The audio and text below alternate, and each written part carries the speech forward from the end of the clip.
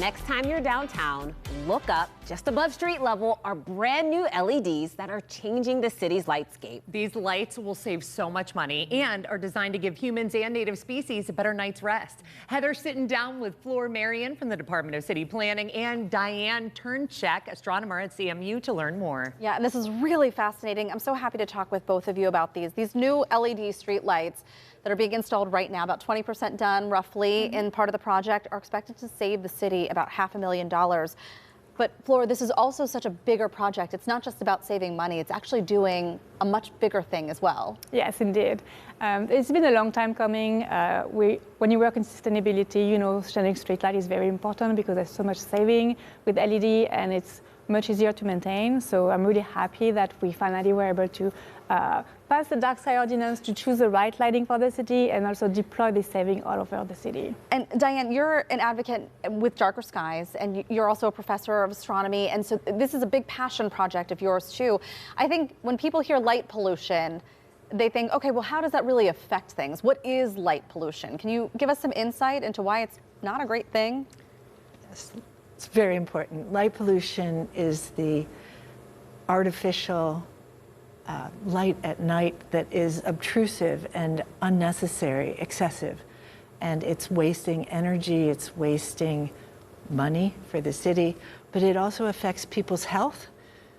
Human health is affected because we evolved on this planet to have bright days and dark nights. And we've only had electric lights for a little over 100 years now, so we haven't had any time to adapt for that. It affects plants and animals, and it obliterates the stars in a city, and that's something that I, of course, find really important. Well, it is true. I mean, we moved south of the city a year and a half ago, and I was coming into work this morning, and I looked up before I left my house, and I thought, oh my gosh, look at all these stars. When we lived in Mount Washington, you rarely saw a starry night. And it wasn't that they weren't there, you just couldn't see them because of the light pollution. And so this has been a big initiative for the city now to take this over. And if I was reading the New York Times article correctly, we are a handful of cities that have really adopted this new dimmable light structures throughout the city. It's going to take a couple years to install, but tell us how this works. Yeah, so when we changed our street light, we decided to go for LED with a warmer temperature, so the feeling is not so blue. It's really like more natural sunlight. And so it's really an upgrade from the orangey light that we have right now. We also, and that's part of the dark sky feature, the color temperature. We chose to make sure it was going to the ground and not being wasted to the sky. And we also made sure that it was controllable, dimmable, which is what you're referring to. It allows our staff at the Department of Mobility and Infrastructure to control the light remotely, so they can change the intensity of the light and dim it. So once this project is complete, somebody lives in the city, they can make a request to have the lights dimmed, or how would that work? It's really more if we install the light and some of it is shining into your house, then you should reach out to us through 311 on the website or on the phone, and we can then create a plan to come and adjust the lighting so it doesn't spill over your property.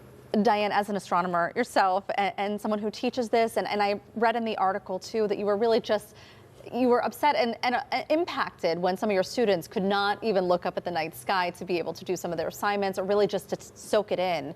I know this is a big passion project for you. We have some photos to share from the ISS, and this really illuminates, no pun intended, kind of the problem with light pollution. Can you tell us what we're going to look at? Sure. The International Space Station astronauts are taking pictures for me and my students. They're taking before, during, and after shots of the city.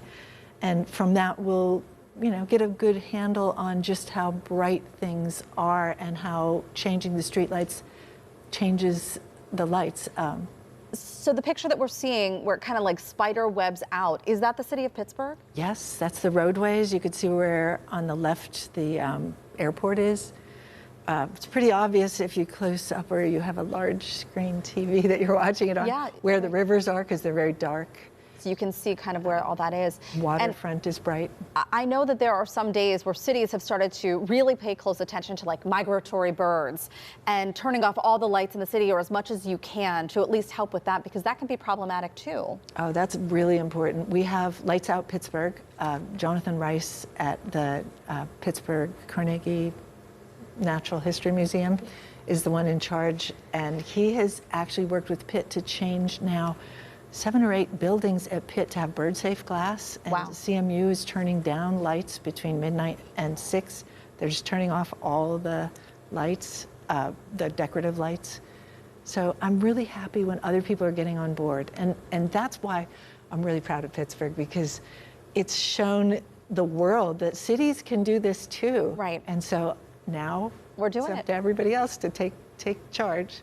Well, thank you both. I don't know if people at home realize how big of a deal this is, but it's fascinating to learn a little bit more from both of you about the topic. Thank you again for this.